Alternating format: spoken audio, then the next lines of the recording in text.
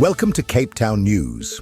Today is Tuesday, the 22nd of April 2025, and here's what's making headlines in the Western Cape. VAT battle heads to Western Cape High Court today. Power outage throws Easter into darkness for several suburbs. Cape Town cop busted with nearly 1,000 mandrax tablets.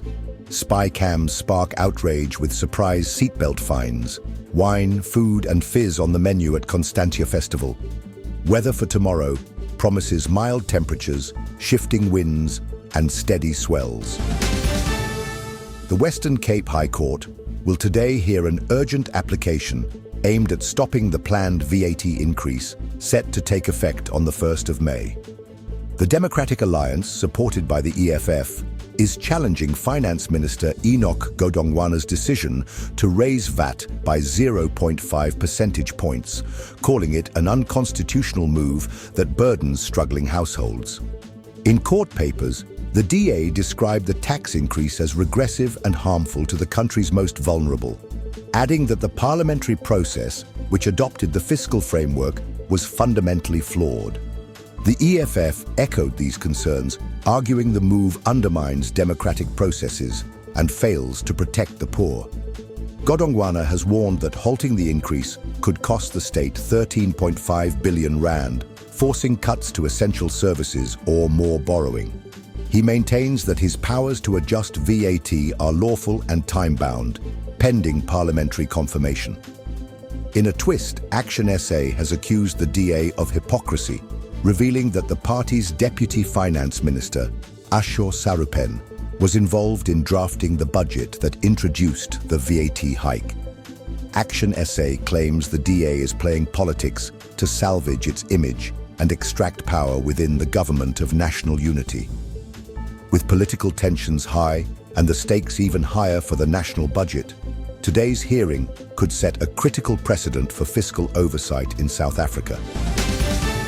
Easter Sunday got off to a frustrating start for thousands of Cape Townians after a massive power outage affected areas including Langa, Pinelands, Ndabeni, Bonteheuwel, and Epping.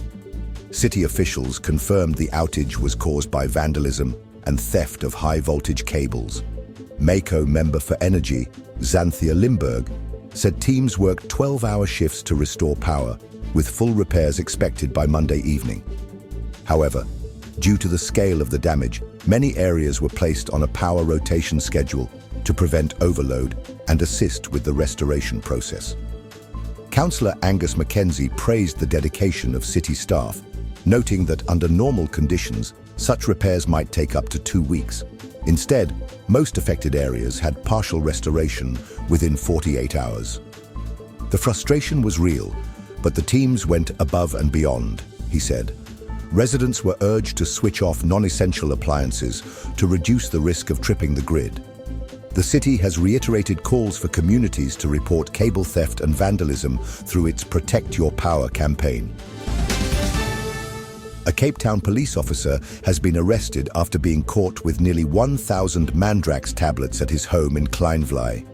The officer, stationed at Cape Town Central SAPS and responsible for court duties, now faces charges of drug possession and dealing. According to SAP's spokesperson Joseph Swartboy, the arrest was made during an intelligence-driven operation by the anti-gang unit. In total, police recovered 965 full mandrax tablets, 8 half tablets, and 1 banky of tick. In a separate bust, 2 Nigerian nationals were arrested in Delft and Belleville during raids by the Anti-Economic Crimes Task Team. Officers seized 5.3 kilograms of tick, valued at nearly 800,000 rand in Delft, and a further 135,000 rand worth of drugs in Belleville. Both suspects will face charges of drug dealing and violating the Immigration Act. The arrested officer is expected to appear in the Blue Downs Magistrates Court. These developments mark another push by law enforcement to root out internal corruption and crack down on Cape Town's narcotics networks. Cape Town motorists are crying foul over automated fines for seatbelt violations issued via surveillance cameras, with some tickets reportedly lacking any visible proof. One such case involved Aman Syed, who discovered a 500 Rand fine for allegedly not wearing a seatbelt on Nelson Mandela Boulevard. The only image attached?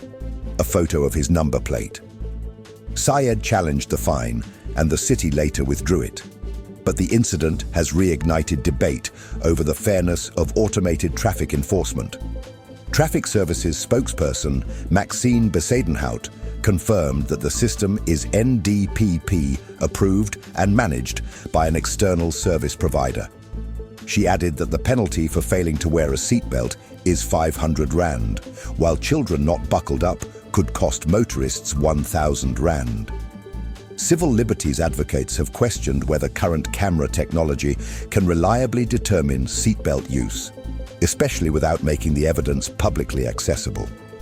As Cape Town expands its smart city initiatives, critics argue that systems designed to promote safety must also uphold transparency and accountability. Wine lovers and foodies are in for a treat this weekend as the Pick and Pay Wine and Food Festival returns to Constantia on the 26th and 27th of April. Hosted at the Claremont Cricket Club, the two-day celebration will feature more than 50 of South Africa's top wine estates, including a wide selection of Cap Classique and sparkling wines. Visitors can enjoy gourmet meals from the Pick and Pay fresh food market, including sushi, fresh salads, fish and chips, and charcuterie boards. The popular Pick and Pay tasting room returns for curated wine and food pairings, while the new Mixology Theatre offers cocktail-making sessions, both limited to 40 guests per slot. The event runs from noon to 6 p.m. each day and promises a vibrant outdoor atmosphere with live music. Tickets are 300 Rand for general entry, with additional sessions at 130 Rand. No under 18s are allowed, and bookings can be made online via the event's official website. Whether you're a seasoned wine connoisseur or just looking for a relaxing day out in the vineyards, the Constantia Wine and Food Festival is not to be missed. Here is your money, commodities, and crypto updates, starting with major currencies.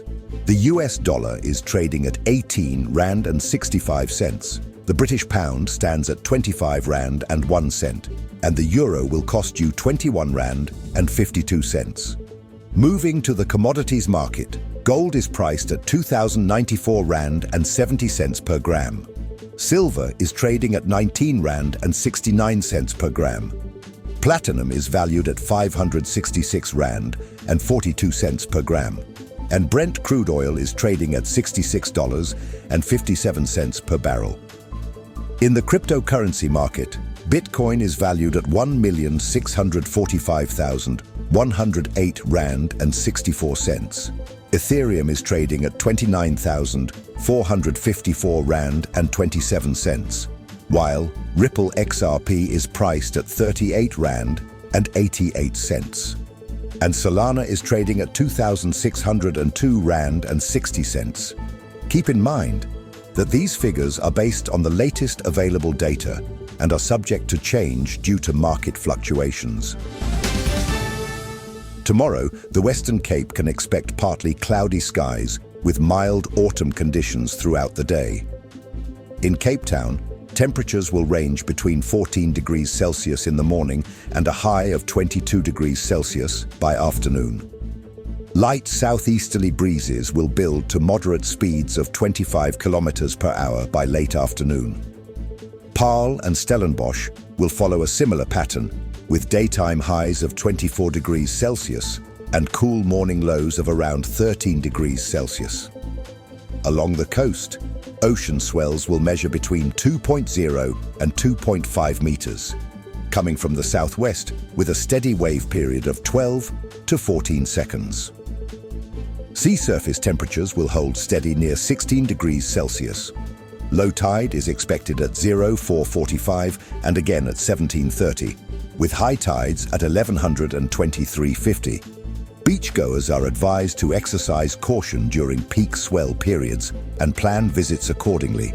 With that, we conclude today's bulletin, and now you know what's happening in your city. Thank you for watching Cape Town News. If you enjoyed this update, make sure to subscribe and turn on notifications so you never miss a story. Share your thoughts in the comments below. We'd love to hear from you. Until next time, stay safe, informed, and connected.